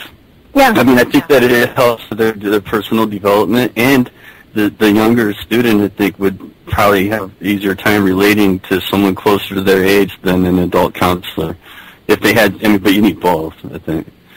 Yeah, that was great. I would like to see more of that too. Even as a teacher, I learn from my students. There is a definite role that I'm I guess, I hate to use the word, but for lack of a better word, I'm going to say the authoritarian, but I don't push my power on them, I'm there to teach them, but I also, if they have suggestions or if they want to show me something, I'm always open to it, and I'm open to the fact that I could be wrong sometimes. I'm never like, you're just student, there's nothing you can teach me, because I've learned a lot from my students, and it's sad because I noticed that there are quite a few teachers too that aren't open to that, and it kind of, I don't know, it kind of crushes the bond between the teacher and the student, or it kind of like squashes their confidence or their imagination for being like that. So I try not to be like that. Great. And on the subject, yeah. Sorry. Yeah, on the subject of education, we've been hearing a lot, and we actually did a show about it, is the new Common Core of education. I guess it's not very new, but they're rolling it out everywhere now, so it's starting to become more prevalent. So have you heard of it, and if so, what are your thoughts on that? Yes, I have heard of it. I haven't read, all the details, but it's just a criminal act. I mean, it's a horrible thing. It totally destroys the whole purpose and concept of education system. When you have to, it takes away the authority of the teacher, the skills of the teacher. Why don't you just put a freaking robot in there? What are you going to teach it for? I mean, the level of dumbed downness is pathetic. It's hubris. I mean, to think that people aren't going to notice. You know what I mean? It's just so far bad that it's beyond. You know, you don't have to be suspicious. It's how it is. You know what I mean? Yeah. Yeah. You know, can you elaborate more on the first and second tiers of science that is taught in school? Schools you were talking about. Is that what insiders really call it, or is that the name that you gave it? You're talking about like one is a false science and another is the real science. There's a gentleman in Minnesota named Jim McCanney, Dr. McCanney. He's got a website called jmccanney, CANNEY.com. And he refers to the first and second tier, you know, technologies, and what we really have is a breakaway civilization. There's a civilization that has interstellar craft. They have colonies all over the solar system. They're fighting wars with alien civilizations. They're dealing with undersea cities and underground cities and civilizations all over this earth. They have advanced, you know, there's a whole network of cities under the earth that are connected by super high-speed transit systems. Some of them go back, you know, hundreds of thousands of years, are built by an ancient civilization. That's one reality. And then you've got the manufactured artificial reality. Like for instance, if you go to school and you want to study physics, are they going to teach you the truth about physics? No. Not unless you have a top-secret clearance. Because the unified field theory was figured out 100 years ago. You know, same thing with, like, radiation. We don't learn the truth about nuclear weapons and nuclear bombs and nuclear radiation. I mean, the real information is secret. Everything's classified. In the Constitution, the Navy actually has a clause where they can have first access to all new technology, and they can determine it secret if they want. And, you know, that's in the Constitution. And so, I mean, there's this legitimate need for that, but at the same time, what we have now is not. Is a legitimate thing with the suppression. Where do we start at with that? Are you just talking about the tiers, the first and second tier? Oh, yeah. Okay, so you basically have where we're living in, our society and our public, you know, what we see, and then this high technology second tier civilization. Okay, for instance, in the 50s, NSA had facilities in Maryland, right? Well, they had built entire cities, communities for their employees to live in, separate from the rest of society. That's in the 50s. Now advanced 60 years, and you've got generations that have been born and that don't even, they've been born underground cities, they've been born in space, they've been born in completely separate from the rest of society, you know, communities. And so you have this huge dichotomy that's occurred. And that's what I mean. And the real, you know, the real technology and the real science is not taught publicly without, you know, passing through the hoops and signing your soul and life away through some adhesion contract. Wow. It's very interesting. But very, I mean, I can see it, you know, I can see that that's something that does, or has happened, or is happening, you know, that there's a different civilization that's basically not a part of the society as we know it, so. Right. And, you know, going back, I mean, as we're talking about your book, we both liked the fact that you acknowledge that how people create the future through their intent. And there seems to be sort of an annoying idea that the future is set in stone, or that there's nothing that we can do about it. But what do you, I mean, what would you think would be a good way to break through that habit of this sort of like learned helplessness? When you say the future is set in stone, that to me is such a strange concept that I can't even imagine that. I mean, I see the future as many, many multiple timelines based on decisions that we make. And, I mean, so many things. I was almost, you know, completely killed really badly in a car crash just like a few weeks ago. Oh my God. But the guy was I've been being extra cautious and missed by 2 inches from getting hit by a truck at 50 miles an hour on the driver's side, passenger side door where I was sitting. And so, nothing happened. But it really shook me up, right? And I was thinking about it, and my intuition told me, and most of the timelines, I'm dead, and then most of the rest of them, I'm in the hospital all messed up. And the ones that I'm still alive and, doing this kind of stuff can't be very many. But, we make our future totally. Well, reality isn't, I don't know, it gets down to the concept of reality stuff, but totally the future is not set in stone. Well, but she was saying that too, because I know that, you talk to certain people about certain ideas, and they're like, oh, well, they're just too powerful, or, there's nothing we can do about it anyway. They're already ahead of us. Why even bother? It's already set in stone. Jordan Maxwell, sorry. Sorry.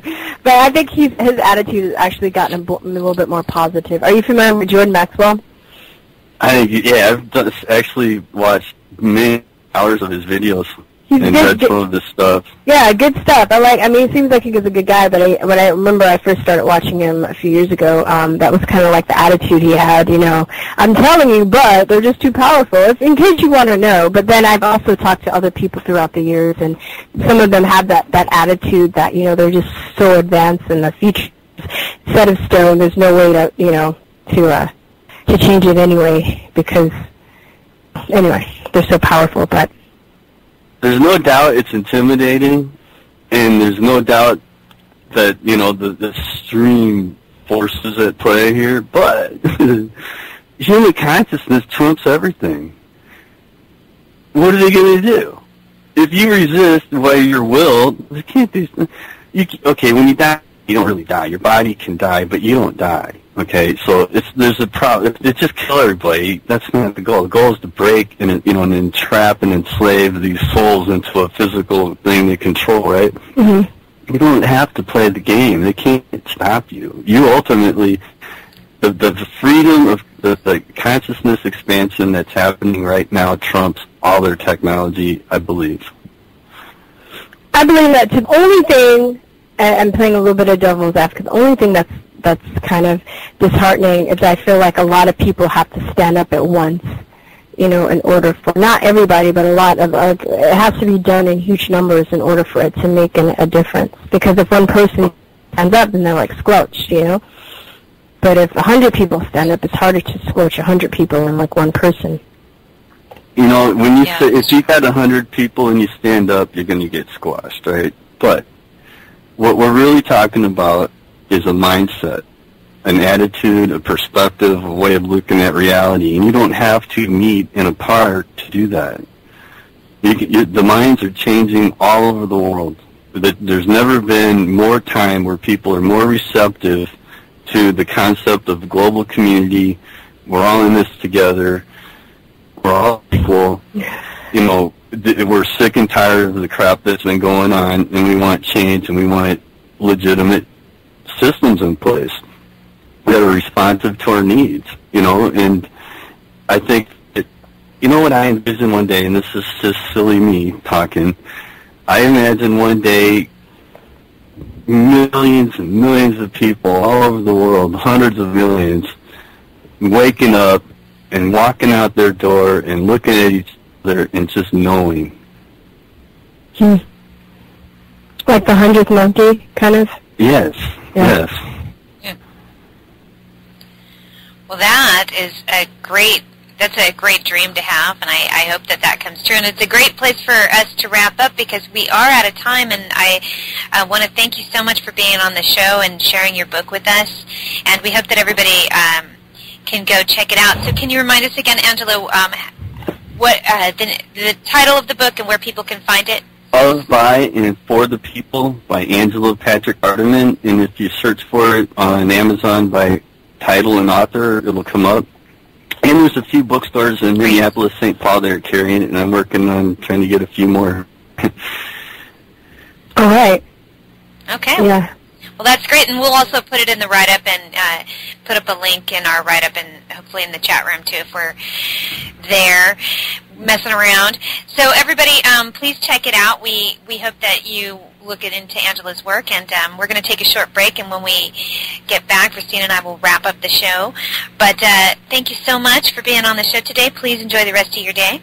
Thank you very much. Thank you. Bye-bye. Bye-bye. Bye-bye. I was on holiday with Sir Lawrence Olivier. We had decided that 9/11 was an intelligence operation. We'd all known about JFK. He had so many mistresses. The CIA shot him. Castro could never have done it. It was clear. We had become realists, conspiracy realists. How would we let everyone know was the question. We decided to buy T-shirts that told the contents of our hearts and minds to the world. We went to shop.truthertease.com. Even though the internet hadn't been invented at the time, we went to shop.truthertease.com. There we purchased Conspiracy Realist T-shirts, one of a kind, sold only at shop.truthertease.com. 100% cotton in men's and women's fitted sizes. I won't tell you which one I'm wearing. Hey, welcome back. Thanks for listening to Truth or Talk. Hey, Virstyne. What's going on? What's going on, girl? So, yeah, we just interviewed Angelo. He's good. He's a nice fellow, huh? Yeah, he was. He was really excited. I know he was really nervous about coming out, but I thought he did go out well, and it was great to hear. You know, like when you read something from that somebody's written, it's always good to hear them talk about it and expand on what they wrote. It gives you a better understanding or connection. But you know, I recommend that people actually read his book because he wasn't able to explain everything in just an hour. So, right. And it's an easy read. He has a sense of humor too when he's writing. There are a few times I was reading it, I laughed. You know, so he's not super serious. I mean, it's a serious subject matter, but he's not super serious, and it's not dry. You know, it's easy read, and I feel like, especially if you're already listening to the show, you already know a lot about what he's talking about. There's some things you might learn because I did learn a few things, but other than that, you know, it's good. It's good to have people get their ideas out there. You know, ideas don't die. People do, but ideas don't, and you know.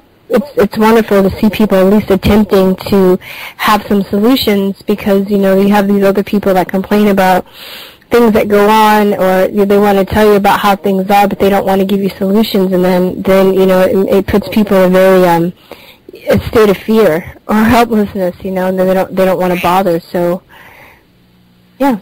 Yeah, exactly. And I think that's what thing I liked about his book was that he talked about the things that are going on, but then he also had real-life solutions, and they didn't seem very complicated. They weren't like things that, you know, you had to go out and you know, get a degree or a PhD to understand it. It was very, basic, just how to live kind of ideas, not really, you know, these something that anyone could understand. And so that's why we wanted to have him on the show, and I'm glad he was able to accommodate us and come on, and we could talk to him about it and maybe get that out there, because I encourage anybody to do that. It's like when you wake up, you have this moment of kind of feeling upset and angry and helpless, and then you and I think we recognize that there's only so much we can do. We can do a lot within ourselves and with our own families and how we raise our children and things like that. But when it comes to making mass global changes, you know, we need more people to wake up. You know, as he was talking about his dream, and it's similar to the 100th monkey effect. You know, you have this sort of desire to see that happen, but then when you go out there in the world, you realize we're so far from that because there's so many people who are just completely closed off and just don't even get it even remotely. And so, you know, it's I think we like to encourage people to do like what he's done and just, you know, write a book, put something out there, or like what we did, which was without any, you know, background or skill in IT or anything like that. We put up a website and a radio show because we did. We just wanted to do something, but you know, we're not technically inclined. I mean, you've become pretty good at it, but you know, at the time we didn't know anything about any of that. We used to do it together. You know? Right, and then we didn't know how to run a radio show. We didn't know how. I mean, we had to like Google it, like how to start a radio show. I mean, you know, because we just figured we didn't want to just do nothing, and why not just do that? And as you see, and we asked people too. We had people that were supportive, like Robert Scott Bell and Liam, and you know, other people that we just asked questions who were doing what we wanted to do and gave us really sound advice. And I think if you want to start something, if you want to write a book, you want to start a radio show, you want to start a nonprofit organization or something, you know, if you ask people, for the most part, I would say 99.9% of the time, most people will tell you, will be helpful. You know, every once in a while you might run into people that are competitive and they don't want to help you, but then just move on to the next person because they'll help you, you know? Right.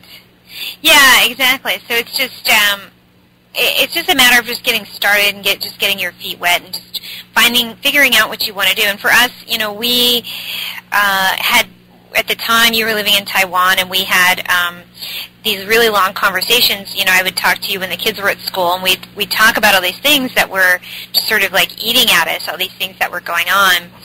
And you'd go, oh, I saw this documentary on this, and blah, blah, blah. And then I'd go, oh, did you see this? You know, and we'd just sort of... And you'd be like, oh, hell no, girl. Like, right. Yeah.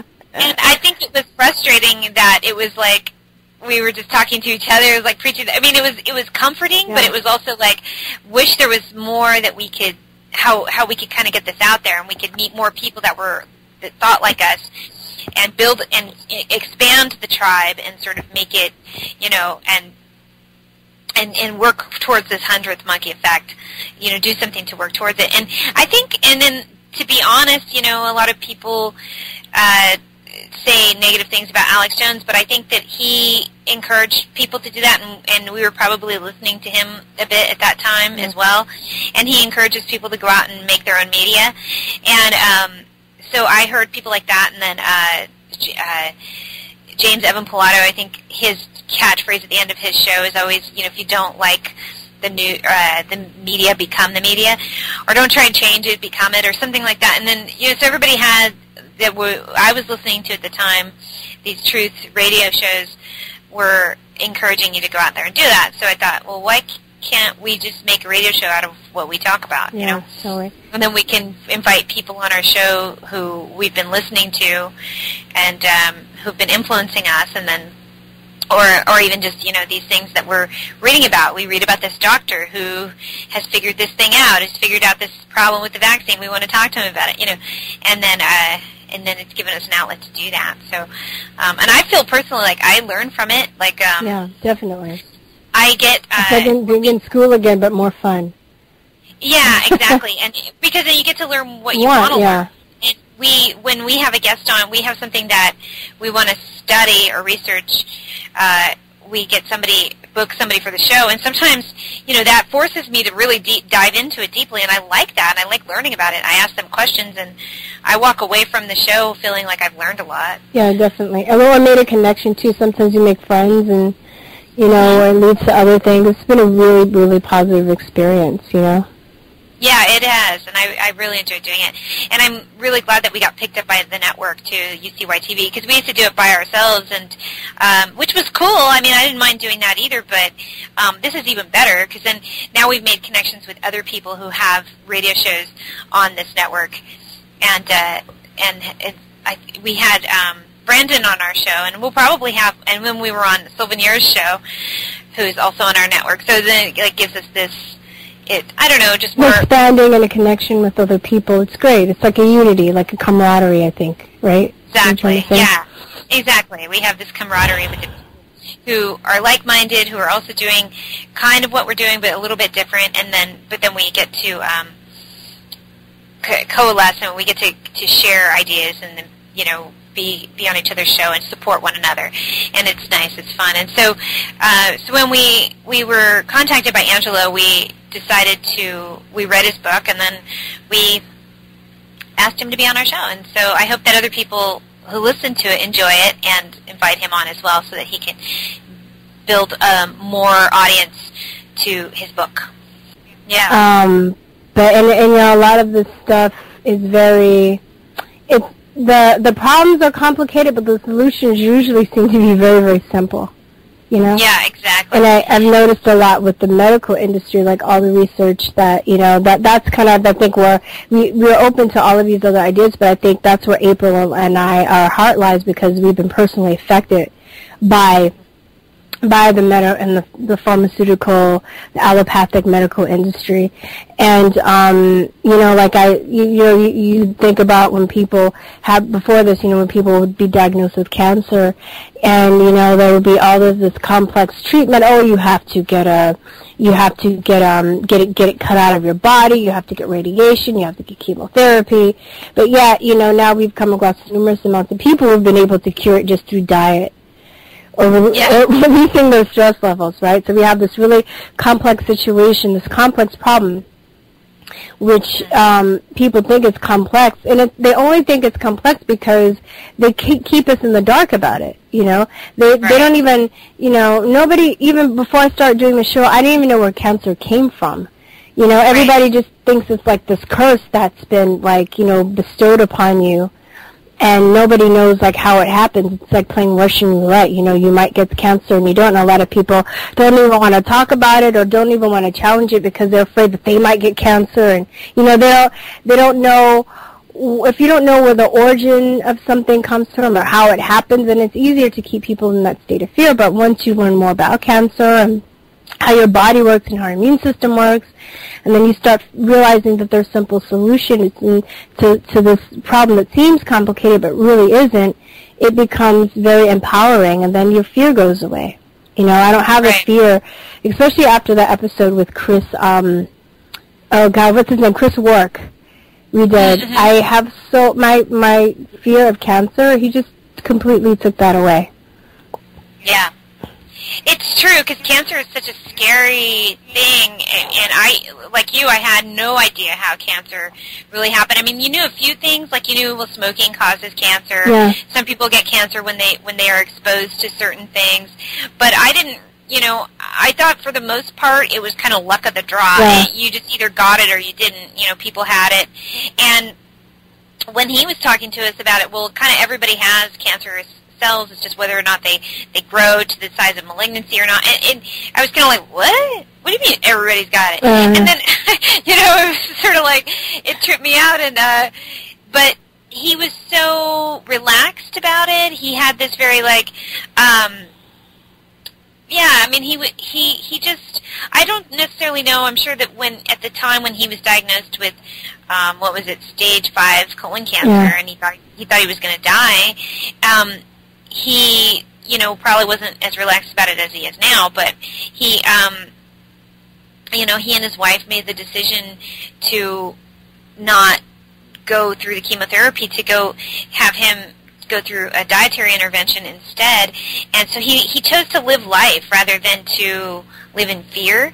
And that's what was so inspiring to me, and he succeeded. He's really healthy still, and it's been 7-8 years maybe at this point. And and you hear about people who go through chemotherapy and the cancers always return. Yeah. Speaking of that, we did a show with Leslie Carol Botha, and we talked a little bit about when Angelina Jolie had the mastectomy. Oh God, don't get me started. Yeah, I know. That just pissed me off so bad. It really upset us because she didn't even have cancer, and so they say she had this double mastectomy to reduce the risk of having cancer, but she didn't even have it to begin with. But her mother did die of cancer, and there is some sort of genetic mutation that runs in her family, apparently.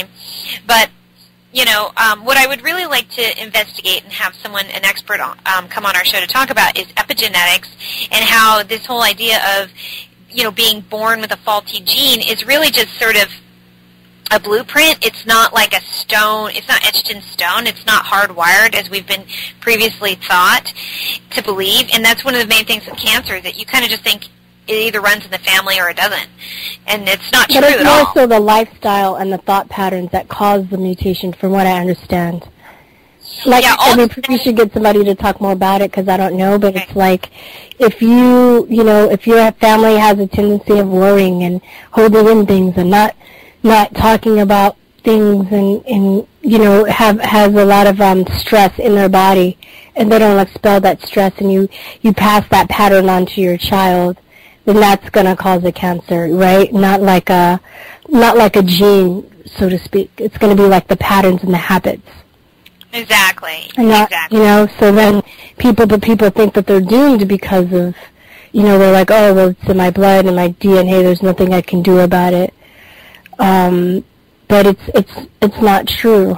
But people feed off of that. That's a way to keep people in fear, to make money, Yeah, for real. So like give mastectomies, they make money, Well, not only that, but the place where she got the test is this lab in Utah, and it's a few $1,000s for this BCRA1 genetic test, and they're the only place that has the patent on it.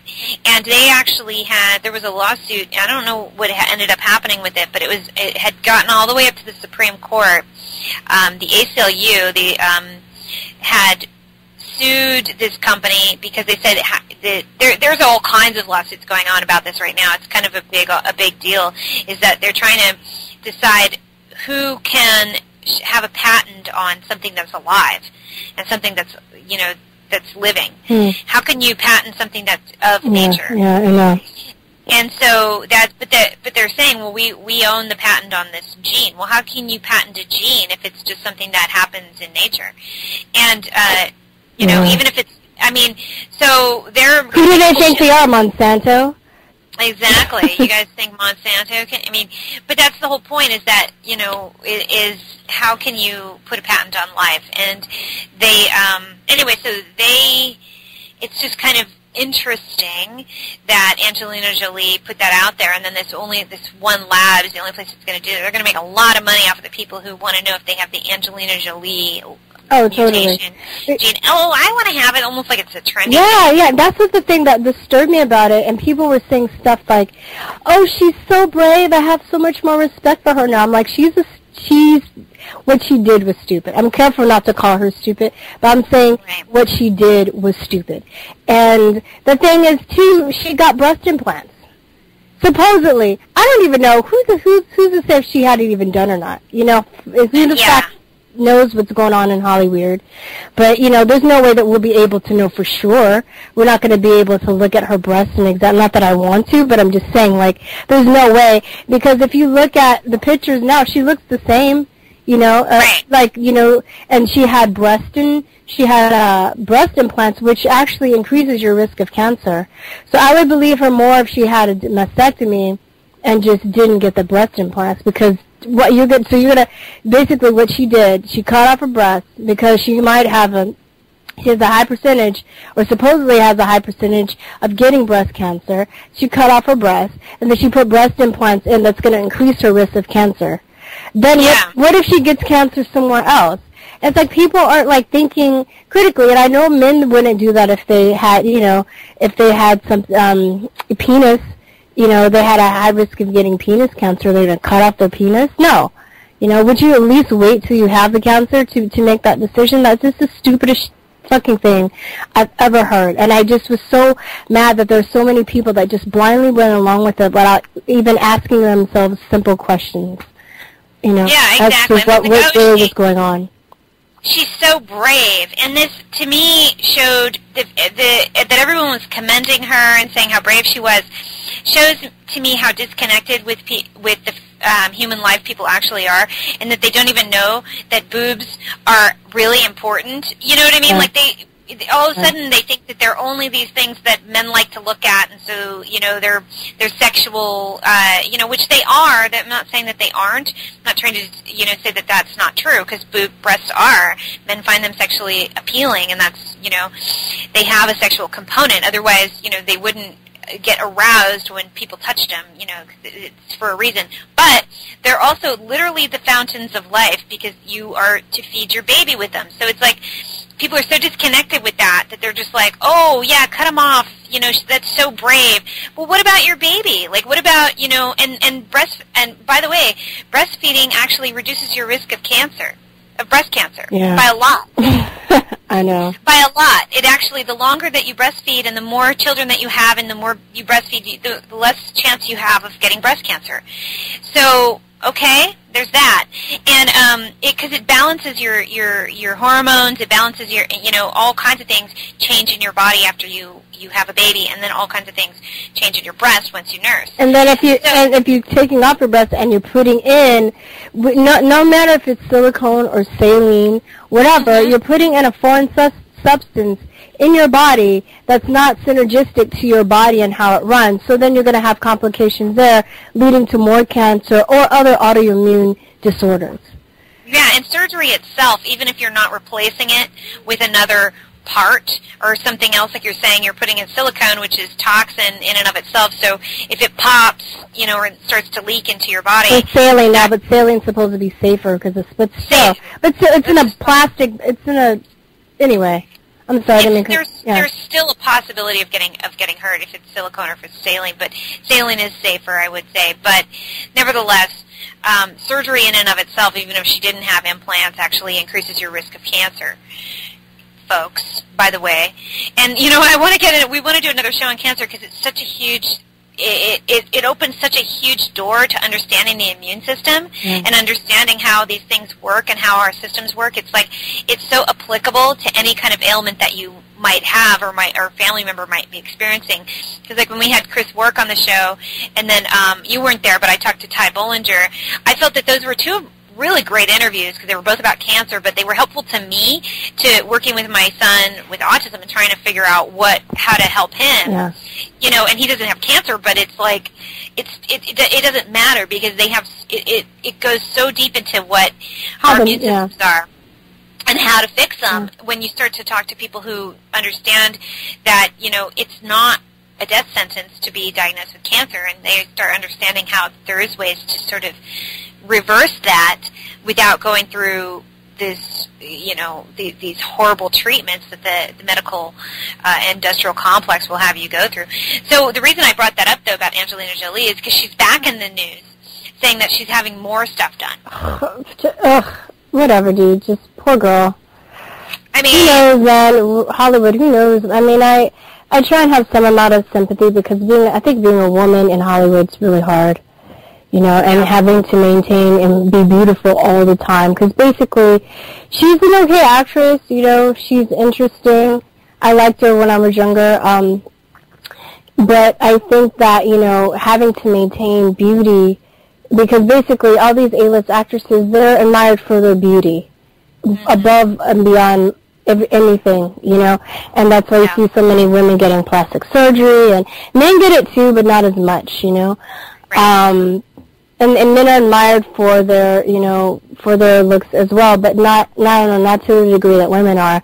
And I do have some amount of sympathy for actresses because I was in that too, and I was trying. I mean, I wasn't famous or anything, but there was a point in my life when I was pursuing acting that I still, even as somebody that was unknown, I was still trying to maintain that, and I understand how stressful and how how it had a huge effect on my self-esteem, and so when you're that level and you're always in the papers and you can't really go outside the house without people taking a picture of you, and you can't have a bad hair day, and it's kind of a form of imprisonment, I would say.